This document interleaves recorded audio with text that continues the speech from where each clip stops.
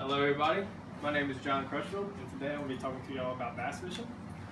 I am very passionate about this sport and the knowledge and the techniques that come along with it. I'm not going to be so much talking to y'all about the history of bass fishing, but more of the bass species itself, the lures that you can use to catch them, and also some of the equipment needed to help you catch and fish. So if y'all ready, we'll go ahead and get started. As I said before, the first thing we're going to talk about is the bass species. There's three different kind of bass, freshwater bass species. There's the largemouth bass, the smallmouth bass, and the white bass. Commonly found here in Louisiana, you have the largemouth and the white bass. Your smallmouth bass is usually more towards your northern lakes. The bass is an ambush predator, and what I mean by that is it hides around trees, stumps, underneath grass, and it waits for its prey to come by, and then it ambushes it to eat. And what you're trying to do with these lures here is you're trying to imitate that bait or that bait fish to get that bass to strike and eat it. So the first lure we're going to go over, or bait, is the topwater bait. It simply does what it says in the name, and it stays on top of the water. This here is a frog. And what you want to do with this guy is cast it somewhere around a tree or a stump, or even on top of grass. And as you reel it back or bring it back, you simply want to just twitch the front of your rod tip using your wrist, just twitch and reel the slack up. And then as you twitch that bait, and when the fish bites it or eats it, you want to give it about a good second and then set the hook, and that'll make sure you have a good hook set. You don't want to use this bait, however, on a windy day because it just doesn't perform correctly. Next bait I'm going to go over is the spinnerbait. And what makes it be called the spinnerbait is this here blade or the willow leaf. And what this thing does is it flutters and it spins in a circle and puts out vibration. And that's what attracts the fish to come towards it. You can get spinnerbaits in different colors. You can get it in different weight sizes. One thing you want to make sure about the spinnerbait is that you can cast it towards trees and stumps, but don't cast it into grass. Cast it on the outside of it because it will get hung up. The next one that we're going to go over is the crankbait.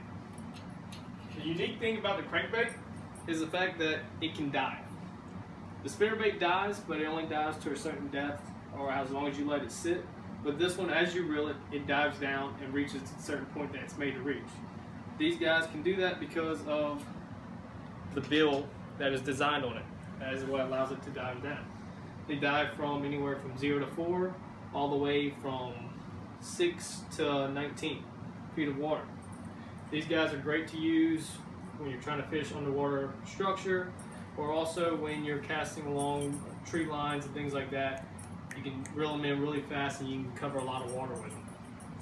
The last one that I'm going to talk to you about, or another last common one, is your plastics or your artificials.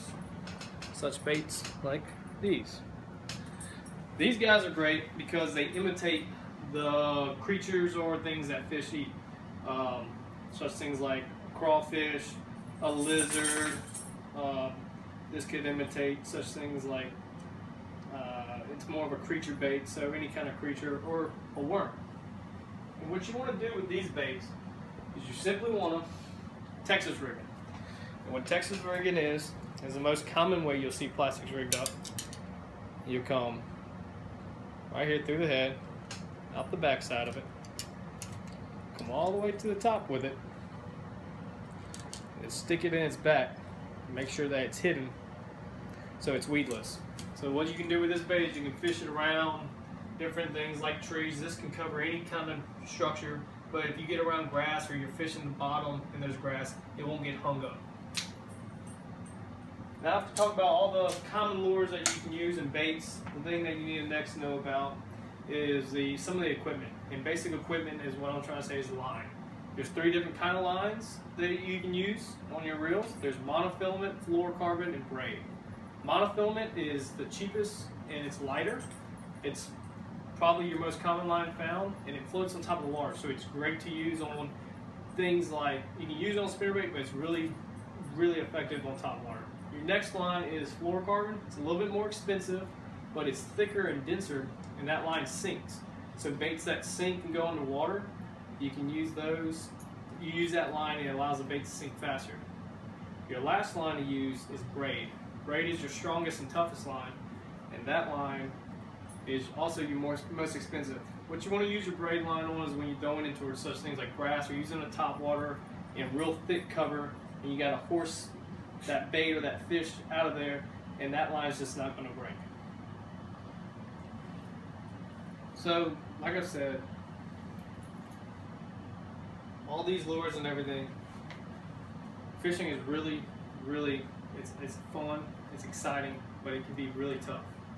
It takes a lot of practice and a lot of hard work to become good at bass fishing. It takes also a lot of patience. But when you set the hook on one of these guys, the feeling you get is the best.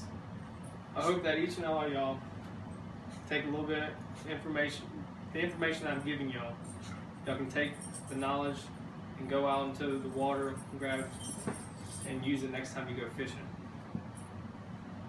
So I challenge each and one of y'all, next time you're sitting around and you have nothing to do, go grab your rod, grab your reel, tie on one of these baits, and get out there and try to catch one. Trust me, you won't regret it. Thank you.